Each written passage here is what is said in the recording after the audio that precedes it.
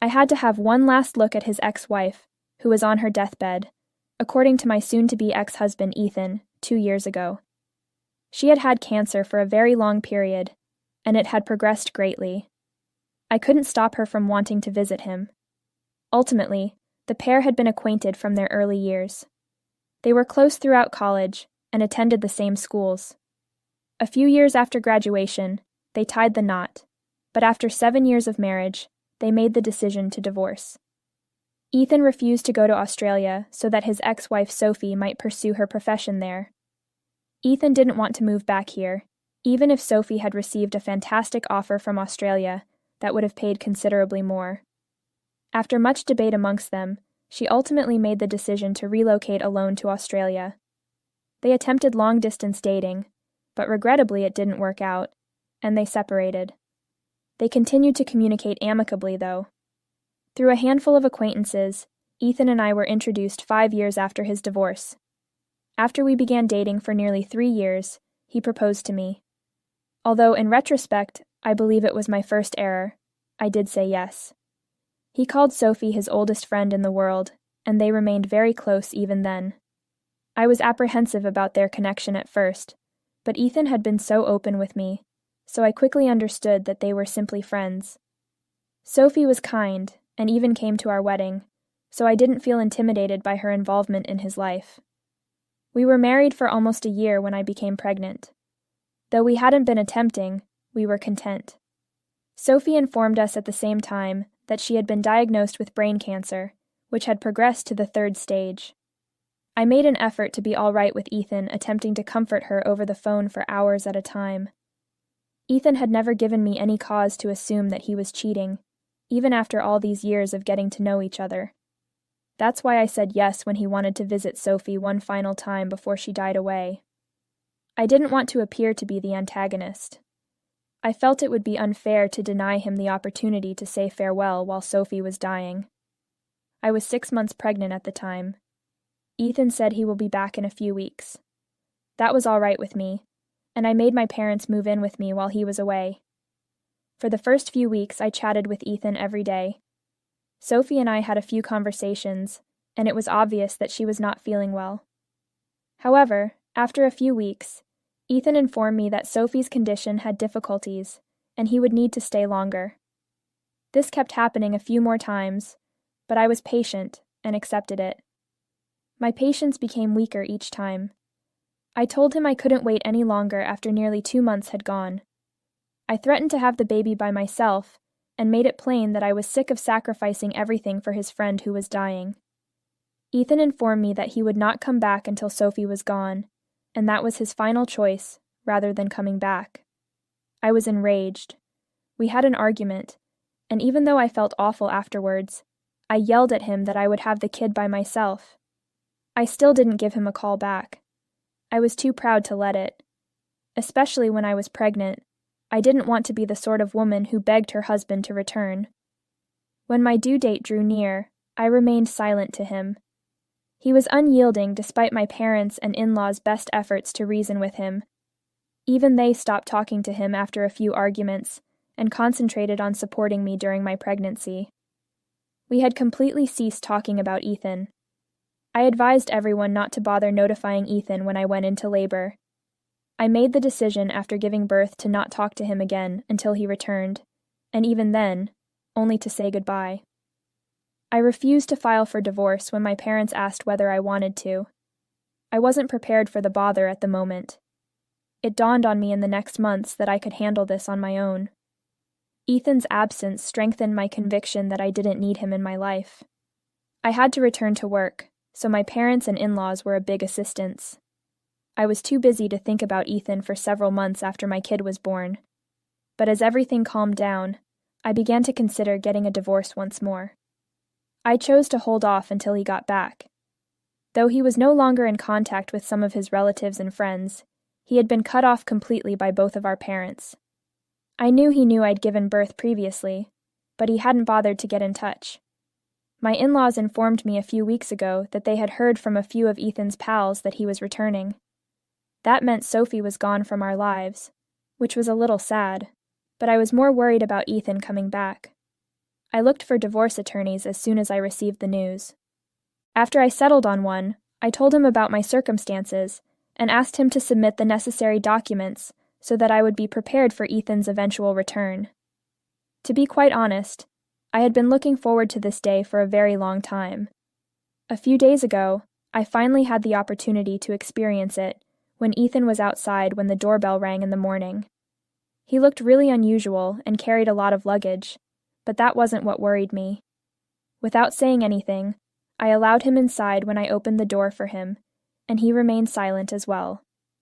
After entering, he requested to see his son. I took the necessary action and carried our son into the living room. My kid was quite shy and would not even approach Ethan.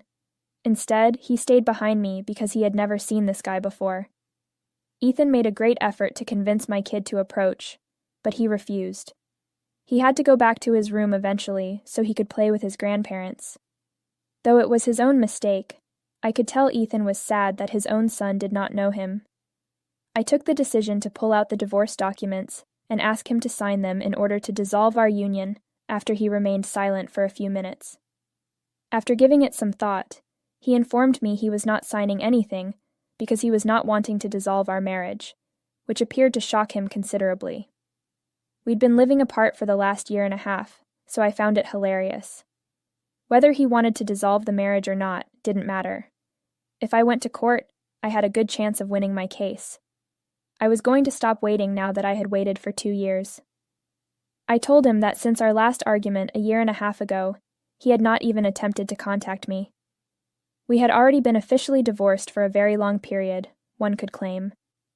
Furthermore, he had never inquired about my well-being, much alone checked on me personally, after I gave birth, or even talked to me about our baby. Although I was fortunate to have my parents and in-laws at my side, his presence was as crucial. He was absent when I most needed him. If he so desired, he could challenge the divorce, but I was certain that it would be useless. I informed him that I would be requesting full custody of our son for the time being.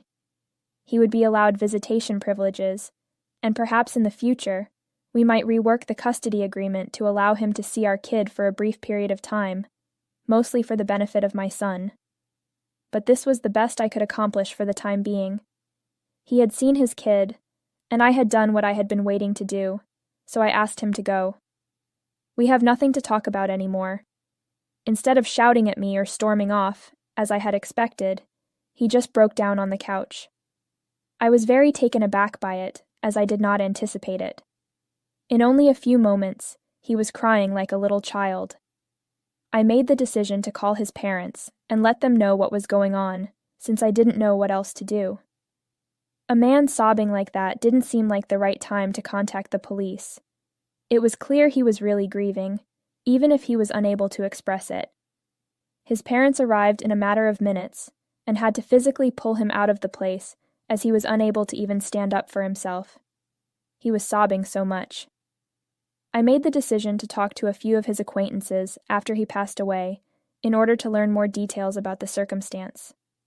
After chatting to them, I learned that he had reportedly been discussing returning for a few months. He had called me on many occasions to try to patch things up, but he refrained from doing so because he was afraid I would become enraged and start fighting with him again. They informed me that since I hadn't blocked any of them, he had kept himself informed through them. Since he departed, he had missed us every day, but he was unable to leave Sophie because her condition was getting worse. She persisted in battling, and according to her physicians, the therapy was having an effect on her. There was nothing he wanted to risk when he got there. He hadn't disclosed it to me because I wouldn't feel comfortable knowing that Sophie still had feelings for him. I'm really perplexed now. Not even close to it understand how to react to anything. To be honest, I'm simply numb. Ada for having to wait 2 years for my spouse to return just so I could personally serve him with divorce papers? Edit. I've had a lot of inquiries over my choice to hold off. I would not have been able to take care of my kid, go to work, and manage the divorce at the same time if I had filed for divorce earlier, which is why I chose to wait to give him the divorce papers in person. I believe I had stated in my initial article that being married to him was not causing me any harm. If I wasn't dating other guys or considering marriage to them, I didn't see the need of divorcing. No matter how long it took, I was more than happy to wait for him to return. Furthermore, considering child custody would have required further discussion if I had filed for divorce at that time. Not only would we need to split up all of our belongings, but we would also need to consider a custody plan. I am aware of how protracted these circumstances may grow. Besides, there were tax benefits to being married, so I continued putting it off because I didn't want to deal with the bother. What's more, at first I had been hoping that perhaps he might return sooner rather than later. I was still naive enough to think that if he got back, maybe we could sort things out, in spite of all that had happened. Naturally, I see now that it was never going to work. Many others wanted to know why. With all the things his buddies had lately told me, they had never talked to me. It was because they didn't want to speak out of turn, and since Ethan had clearly warned them not to say anything to me. The majority of them avoided getting entangled in any of this, because they truly didn't want to. Since they've known Ethan and Sophie for a lot longer than they've known me, I suppose I can't really hold them responsible for it. They clearly have allegiances to someone other than myself, so I guess it's fair enough. First update. Hello everyone.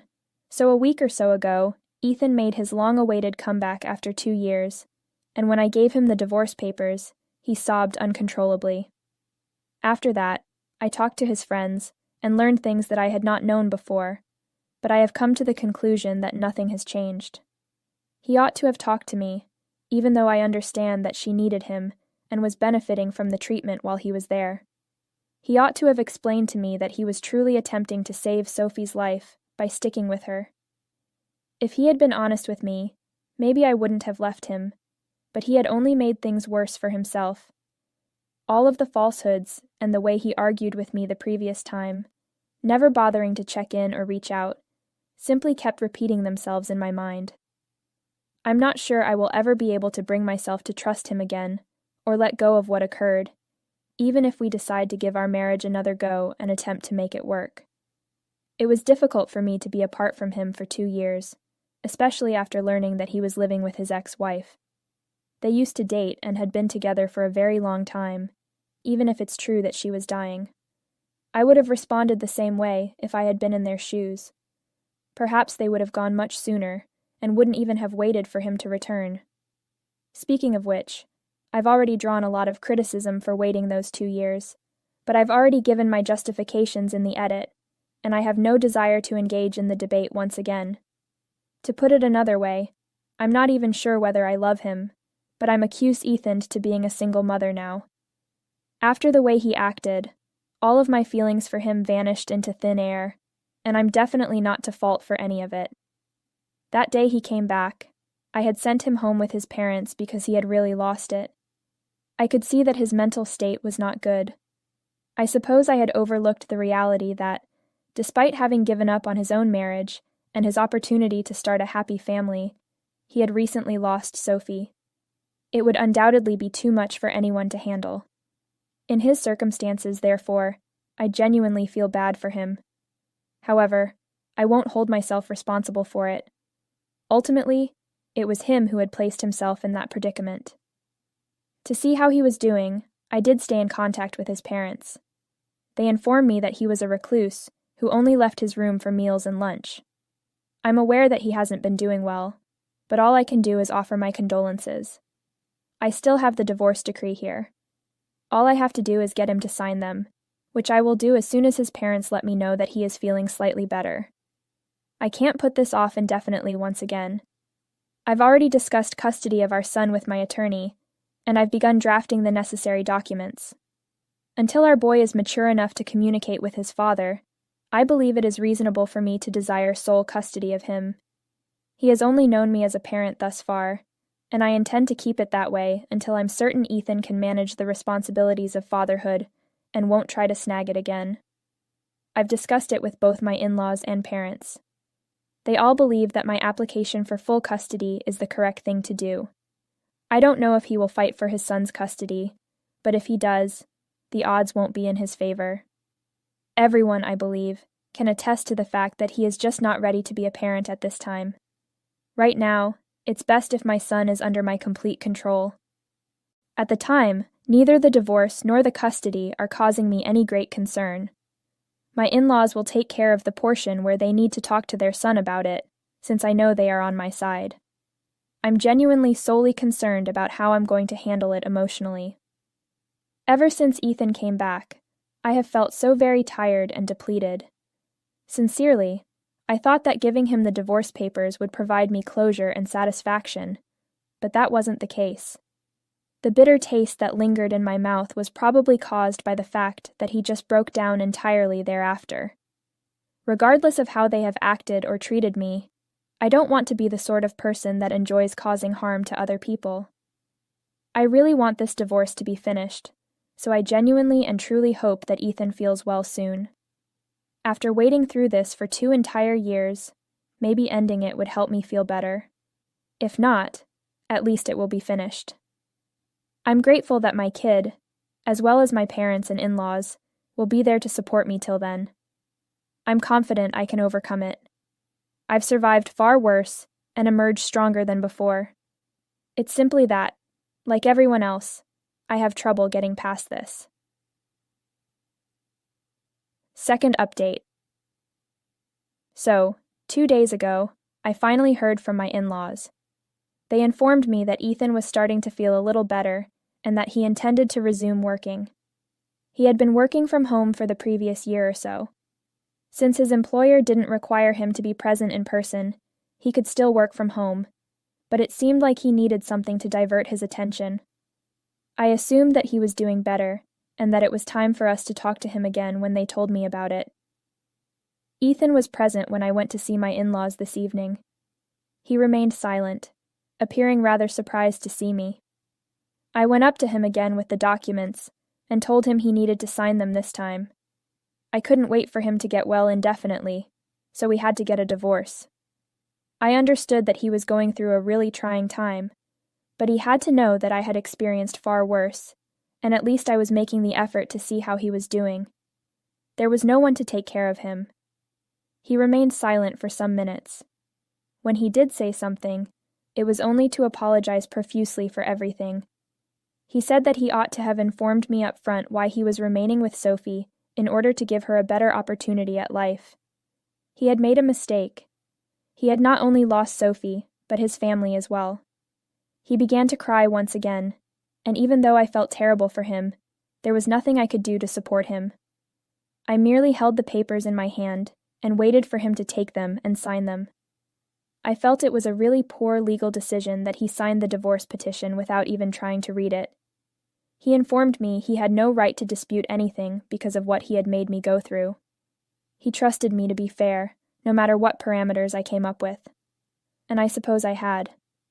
We made about the same amount of money, so it wouldn't be fair if I demanded alimony from him. I was simply asking for what I was entitled to, nothing more, even in terms of child support. Equal distribution of assets and property had also occurred. However, the place I had been residing in was the one item I kept private in the petition. I've been living there for the past few years, but ideally we would have sold it and divided the proceeds. In addition, our son has accused Ethan to that location, therefore I did not want to move out. I have no desire to alter that. He is in agreement with the custody arrangement, which I also discussed with him. We'll renegotiate the terms in a few years, but for the time being, I have complete custody.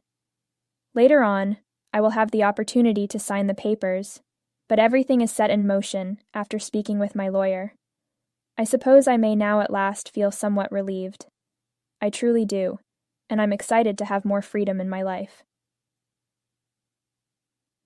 Third update. Hello everyone. Well, it has been over a year after Ethan and I finalized our divorce. For the benefit of our son, we continued to communicate after the divorce. After locating an apartment a few blocks from our house, he moved out after living with his parents for a few months. He comes to see us often so he may get to know our son. They get along so well, and he appears to make our son happy, so I believe it's a wonderful thing. That is everything that important to me personally. At first, seeing him so frequently was incredibly tough for me, and it was odd for him as well, but we quickly got the hang of it. I'm also still in contact with my in-laws, or perhaps I should refer to them as my ex-in-laws, now that Ethan and I are no longer together. Anyway, my parents are still living with me, and they also come to see us rather regularly. Although I can very much handle my son alone now that he is almost 3 years old, I still value having my parents nearby. They seem to like living with us as well. I'm simply concentrating on my job and parenting my son at the moment. Romance is not something I have time for in my life. I'm not going to consider that right now, but maybe I may in the future. Given that he had returned and the arrangement with our son, many of my friends, and even some of the people here doubted that I would be able to avoid getting back together.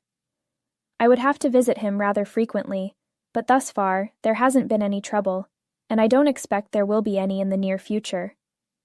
I don't really feel the same way about him, and if I do, he's done a great job of hiding it. It's not my problem even if he does. No matter what, I'm not going to go back with him since I've already been through a lot. I wish to spare myself from that experience once more. I'm content with my life at the moment, and intend to